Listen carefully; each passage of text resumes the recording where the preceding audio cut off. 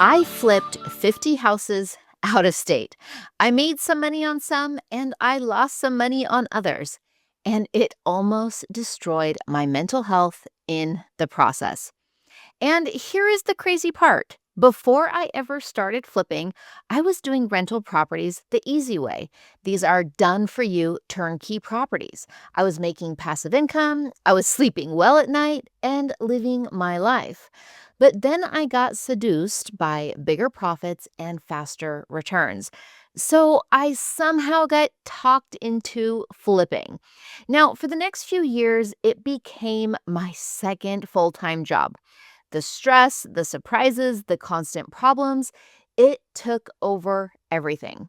And now, looking back, I can say with 100% certainty, I should have never done it. Not because flipping can't make money, it can. But because if I would have kept those 20 properties as rentals, I would be significantly wealthier today with far less stress, far more time freedom, and a portfolio that grew while I lived my life. So, if you are considering flipping, especially out of state, I'm going to save you years of headaches and show you why the boring way is actually the smart way. So, let's jump into it. Now, for those of you that are new, welcome to Passively Rich with Rentals. I am your host, Melissa Nash, and this show is for people who want to build wealth through real estate without turning it into another full time job. I have been investing in out of state rental properties for more than a decade, and I have helped over 2,000 clients purchase more than $500 million in real estate. Now, along the way, I have made some very expensive mistakes so that you don't have to. And before we dive in, I want you to know this. I coach investors every single day, and I have been doing this for the last decade. I have hundreds of students inside of my programs, and the number one thing that I teach them is how to build passive income the simple way while you have a full-time job. So, this exact story has saved so many of my students from going down the wrong path, and today I want to save you too. This is the story of how I flipped 20 houses out of state, why I will never do it again, and what I wish I had done instead. So, if you are thinking about flipping or any other active real estate strategy, this is the episode for you. Let's go. So, when I first got into real estate investing, I invested the smart way. I bought done for you turnkey rentals. Now, turnkey, there's a lot of terms out there and a lot of people throw this word around, and I'm always correcting them and fixing it. But turnkey in the investment real estate world means that you are buying a property already renovated and it has a property manager in place. You buy it and the rent starts coming in. Now, the successful way to do this is you need to be working with a team who is vetted out and has really good experience renovating properties and also managing properties. They know where to go, they know where the rental demand is high, and it can work out really, really well. Again, if you're working with really good teams. So I bought my first rentals in markets like Birmingham, Alabama, Memphis, Tennessee, Little Rock, and it was easy. I didn't have to deal with contractors. I didn't have any tenant drama and really no major emergencies. The properties were newly renovated, so I didn't have major expenses that I had to worry about. So every month the rent came in, the mortgages were paid, and I pocketed, anywhere from $200 to $300 a month per property. So this is a stable, boring, profitable, long-term profitable, and stress-free way to invest. But then I started hearing about the flipping stories, people making 20, 30, or even $100,000 on a deal. And of course, my brain went straight to the math. If I was making $300 a month in cash flow, but then somebody else was making $30,000 on a flip, that was 100 months of cash flow in one deal. So, of course, it looked irresistible, and I was getting cocky. I was like, hey, I've learned so much buying these rental properties, and I think I know what I'm doing. And so I convinced myself that flipping would speed up my wealth building. and I jumped in. I found some partners and couple of reasons why flipping really pulled me in. A, like I just said, the potential for big profits. Number 2, I wanted to feel more control over an active income stream. So I was kind of up for the challenge, I guess, and I wanted to kind of feel that experience out, and I mean, let's be real, I was in it for the big profits.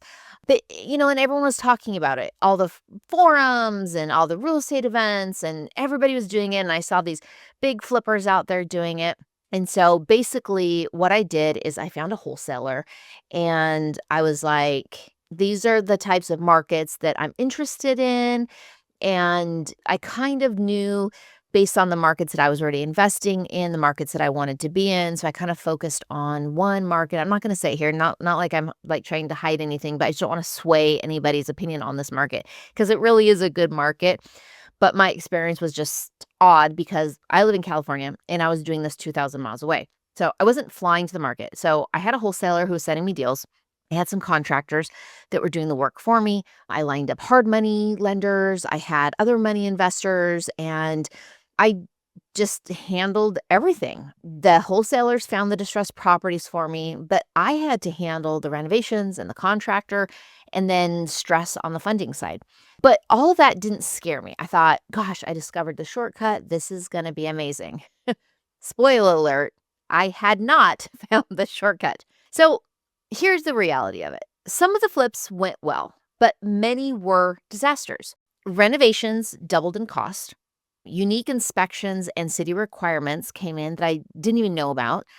Contractors disappeared and actually stole from the job site. Like one experience was I bought a brand new AC unit and the tenant had just moved in.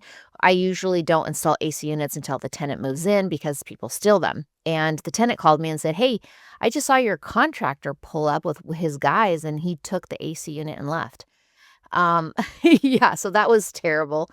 The properties just kind of sat for too long because I was relying on all these things to be done quickly because I had hard money on these deals and I can't control a lot of variables. And so I wasn't prepared for the hard money costs. Basically, the hard money costs are I had to take out a loan that would fund the purchase and the renovations.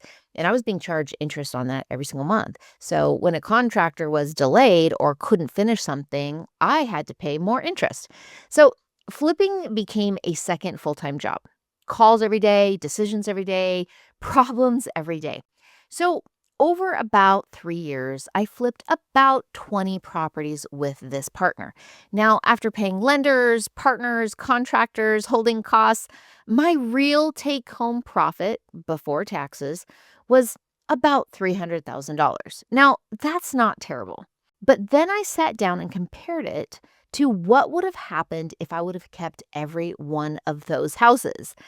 And this is where the math really blew my mind, and I hate to even talk about it because I'm kinda sick to my stomach about it, because this is the math that broke my heart. So, let's take that $300,000 over 3 years.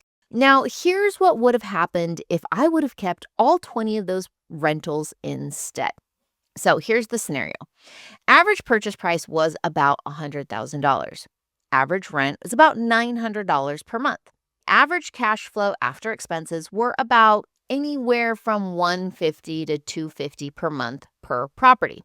So I'm just going to keep the math very, very, very conservative. I'm just going to do the low end because there's always expenses on properties like vacancies and different things like that. So I'm going to be very conservative here. So I'm going to say 20 properties at $150 a month. That is $3,000 a month. So yearly, that's $36,000. After 5 years, that's $180,000. Okay. Now, number 2, mortgage paydown. Tenants typically pay down about $12,000 in principal over 5 years. So if I had those 20 properties times $12,000, I would have about $240,000 in equity created for me just with the tenants paying down my mortgage. Okay. Number three is appreciation. Now, this market appreciated at about 6%. Okay. Not all markets appreciated this amount, but this one did. So if we take 6% of $100,000, again, the property was $100,000, that's about $6,000 per year in equity. For 5 years, we're talking about $30,000 per property. So 20 properties times $30,000 in equity, that is $600,000 in appreciation. This alone doubled what I made in flipping. Now, the last one, part four, is tax benefits. Now, depreciation on 20 houses would have saved me probably close to $80,000 over 5 years. Now, instead, because I flipped those houses and I took home that profit, that was taxable income. So I had to pay taxes on that $300,000. Now, if I kept these, I actually get a tax break. I get a tax credit on those properties, keeping them versus selling them. So the total wealth, if I had kept the rentals, we've got the cash flow at 180,000. We've got the mortgage pay down at 240,000. We've got the appreciation at 600,000. And then the tax savings, we'll just say between 60 to 80,000. Okay. You guys, my total value on these would be $1.1 million in long-term wealth in just 5 years holding those. Okay. Here is the painful part. I would still own those 20 properties today. They would be producing $3,000 a month in passive income. My tenants would still be paying them down and they would still be appreciating. So instead, I made $300,000 flipping and ended it with zero long-term assets. You guys, this was a $1 million mistake. So why am I back to turnkey? This is exactly why I'm back to turnkey rentals and why I will never flip again. Now, turnkey rentals win because they are actually passive. So, yes, I could go out and let me talk about this scenario because I know what you're thinking here. Well, Melissa, why don't you just go do the same thing? Flip those properties and hold them. Okay? Yes, I can do that. But you guys, that is active investing. I about lost my mind. I mean, and my husband was like, Melissa, please stop. Please stop renovating properties 2,000 miles away. Just dealing with the amount of money that I lost, the contractor issues, the holding costs, the stress and the anxiety of flipping properties. Well, I flipped them, but again, if I were to say I was holding them, if I were to go do the BRRRR strategy, that's basically what the BRRRR strategy is you find a distressed property, you renovate it, and then you hold it and you do a cash out refinance and you take your money and you do it again. Yes, that is a strategy. And yes, I can do that, you guys. However, I'm not going to because doing it from 2,000 miles away literally caused, well, I don't have gray hair, but it would cause gray hair. I mean, the anxiety and the stress and some of the deals, I was literally like, I lost a lot of money on them and it just wasn't worth it. It is active investing. So I am back to turnkey rentals and I am not going to do my own renovations again 2,000 miles away. I love done for you turnkey rentals, again, with trusted, vetted teams. Now, some of my turnkey teams that I work with will help you do a flip. And I have done that. I've done a few of these and they work out really great because the team is handling it all for me. Okay. So turnkey rentals win because they are actually passive.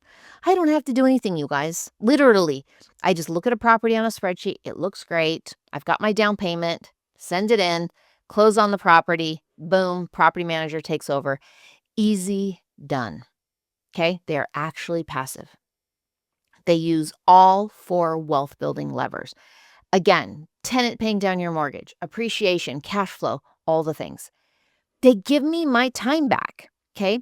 And they build long-term wealth, not just short-term income. So again, flipping is short-term money with long-term stress. Rentals are long-term money with short-term effort. I don't know if you're catching I'm trying to be, like, funny with this, but basically, my advice is hold, hold, hold. Hold your properties, don't sell them, okay? We wanna hold the properties. Now, how are you gonna get the properties to hold? Again, turnkey, easy, passive, somebody did all the work. There's Berkey, and I do have some partners that do amazing Berkeys, and you have to work with the right team. Now, what is a Berkey again? It's kind of the in-between process where I've got a local partner who will find the deal for you. They will help you close on it. They will give you a scope of work. They'll do the renovations. They do it all. And then they're going to manage it for you afterwards. So I have like one, maybe two people in the United States that can do this really, really well over and over and over again. And again, I've done this with them. So they do a fantastic job at it. So that's a really solid strategy because somebody else is managing it all and overseeing it all, and you don't have to do anything. Okay. So again, you can do the Berkey process. You can do the turnkey process. I mean, you can go out and do the burr all alone. Go for it. Go find your own wholesalers, go make offers on properties on the MLS, oversee the contractor, hope it all works out, hope and pray it all works out, and then keep the property. You can go for it and do that. But I'm telling you, I specialize in buying turnkey rentals for a reason. So again, I want you to focus on these things, okay? So I'm focusing on strategy is the turnkey strategy for myself and my students. Number 2, focus on steady cash flow, not quick profits. This is a long-term strategy, okay? Which is step number 3, long-term hold. We want to hold time in the market, not timing the market. We want to be in these markets for as long as possible. My best performing properties are the ones I've owned the longest because the tenant has been paying them down and there's been rental increases. They've stabilized. We've got a nice flow to them. They're cash flowing more and more every year. Okay. Step number 4 is reinvest in scale. Refinance your properties. Or if you've got a property that's not doing anything and it's just you're not happy with it, sell it. Do a 1031 exchange and buy something that you are going to be much happier with. Okay. In fact, I was literally just talking to a client yesterday who's got a property. He bought it in an HOA. He thought it was a good investment a few years ago. Now there's all these fees that have come in and he's just not happy. And I'm like, sell it. Just sell it. Let's get you into something that you are happy with. Okay. Reinvest your money. If you're sitting on lazy equity money, refinance it. Take out a HELOC on it. Let's put that money to work and buy some easy done for you turnkey rentals. Step number 5, enjoy your life. That is the point of passive income. This is how my clients build passive wealth without sacrificing their sanity. Do you guys want to oversee a contractor 2,000 miles away? I don't know about you, but I'll never do that again. But here is what I want you to do next. I want you to grab my free Lazy Investor Roadmap. It is inside my free community, and there is a guide in there called the Lazy Investor Roadmap, and it shows you the same 5-step plan that I wish someone had handed to me before I flipped 20 houses. So you can get it at my free community, which is linked below. It's inside of school. So go ahead and grab the link. I'm not even going to say the link on here because you're driving, you're running, you're doing something, and you're not going to sit there and write it down. But I want you to save this episode and go click on that link and get that awesome brand new roadmap. So step 2, stop chasing shiny objects. Busy does not equal wealthy. Okay. And step number 3, when you want support, whether it's analyzing deals, choosing markets, or building a long-term plan, then you can join or apply to any number one of my coaching programs. No pressure, but there are options there when you are ready. I would love to work with you. So, all right, you guys, that is my story. I flipped 20 houses. I've made some money, lost some sanity, and learned the most expensive lesson of my career. The boring way is the smart way. And if you want to build passive income the simple way, just like my students do, again, grab that free roadmap inside my community. If this episode helped you, share it with somebody who is thinking about flipping. It might save them years of stress. Thanks for listening, and I will see you on the next episode.